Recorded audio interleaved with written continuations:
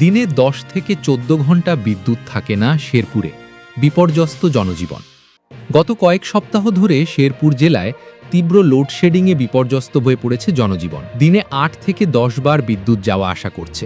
কোথাও আধ ঘন্টা বিদ্যুৎ থাকলে পরবর্তী 3-4 ঘন্টা থাকে না। বিশেষ করে রাতে দীর্ঘ সময় বিদ্যুৎ না থাকায় ভ্যাপসা গরমে নির্ঘুম রাত কাটাতে হচ্ছে জেলার বাসিন্দাদের। ঝিনাইগাটি উপজেলার যোগাকুড়া গ্রামের বাসিন্দা নবর আলী বলেন, গত কয়েকদিন ধরে তীব্র লোডশেডিং হচ্ছে। দিনে 8-10 বার বিদ্যুৎ যায়, আধ ঘন্টা থাকলে 3-4 ঘন্টা থাকে না। রাতে সবচেয়ে বেশি সমস্যা হয়, গরমে ঘুমানো যায় না। তিনি আরও বলেন, আমাদের এলাকায় সাবমার্সিবল মোটর ছাড়া পানি তোলা খুব কষ্টকর, তাই নদী থেকে শ্যালো মেশিন দিয়ে পানি তুলতে হয়। কিন্তু এখন তেলেরও সংকট, কারেন্ট না থাকায় ভাড়ায় মোটর চালিয়ে কোনোভাবে সেচ দিতে হচ্ছে। আমরা খুব খারাপ অবস্থায় আছি। শুধু নবর আলী নন, জেলার বিভিন্ন উপজেলা থেকে একই ধরনের অভিযোগ পাওয়া গেছে। একদিকে তীব্র দাবদাহ, অন্যদিকে দীর্ঘ সময় বিদ্যুৎ না থাকায় সাধারণ মানুষ চরম ভোগান্তিতে পড়েছেন। গ্রামীণ এলাকায় দিনে রাতে গড়ে 10 থেকে 14 ঘন্টারও বেশি লোডশেডিং হওয়ায় ব্যাহত হচ্ছে কৃষিকাজ, ব্যবসা বাণিজ্য ও শিক্ষার্থীদের পড়াশোনা। এর মধ্যে চলছে এসএসসি পরীক্ষা, ফলে শিক্ষার্থীরাও পড়েছেন চরম বিপাকে। বাংলাদেশ বিদ্যুৎ উন্নয়ন বোর্ড শেরপুর সূত্রে জানা যায়, জেলায় পিডিবির মোট গ্রাহক প্রায় 1,21,000। বিদ্যুতের চাহিদা রয়েছে প্রায় 42 মেগাওয়াট।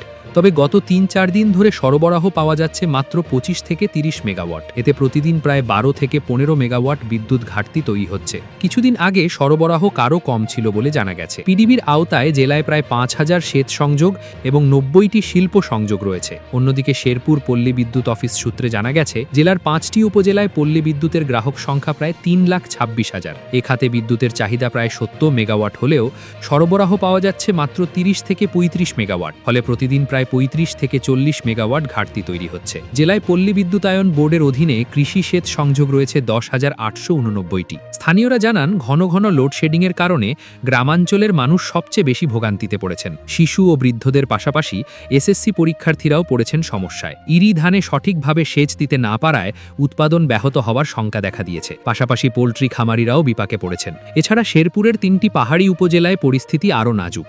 পাহাড়ি এলাকা ও গাছপালায় ঘেরা অঞ্চলে সামান্য ঝড়ো বাতাস হলেই 20 থেকে 30 ঘন্টা পর্যন্ত বিদ্যুৎ থাকে না, যা নিয়মিত ঘটনায় পরিণত হয়েছে। শ্রীবর্দী উপজেলার কাকিলাকুড়া গ্রামের কৃষক মিজান উদ্দিন বলেন, আগে বিদ্যুৎ পরিস্থিতি ভালো ছিল, এখন দিনের বেশিরভাগ সময় বিদ্যুৎ থাকে না। রাতে 11টার পর 1-2 ঘন্টা থাকে, তারপর আবার নেই। এতে ইরি ধানে সেচ দেওয়া যাচ্ছে না, উৎপাদন ক্ষতিগ্রস্ত হবে। এসএসসি পরীক্ষার্থী আলতাফ হোসেন বলেন, দিনে রাতে বারবার বিদ্যুৎ চলে যাওয়ায় পড়াশোনা করতে পারছি না। গরমে বসে থাকা কষ্টকর হয়ে যায়, ফলে পড়াশোনায় ক্ষতি হচ্ছে। নালিতাবাড়ি উপজেলার ব্যবসায়ী আরমান মিয়া বলেন, লোডশেডিং এত বেশি যে আইপিএসের চার্জও শেষ হয়ে যায়, দোকান অন্ধকার হয়ে যায়, গরমে ক্রেতারা বসতে চায় না, ফলে ব্যবসায় ক্ষতি হচ্ছে। পল্লী বিদ্যুৎ সমিতির শেরপুর জেলা শাখার জেনারেল ম্যানেজার প্রকৌশলী মোহাম্মদ মাইনুদ্দিন আহমেদ বলেন, প্রতি ঘন্টায় বিদ্যুতের চাহিদা ও সরবরাহ ওঠানামা করে। চাহিদার তুলনায় বিদ্যুৎ কম পাওয়ায় লোডশেডিং দিতে হচ্ছে।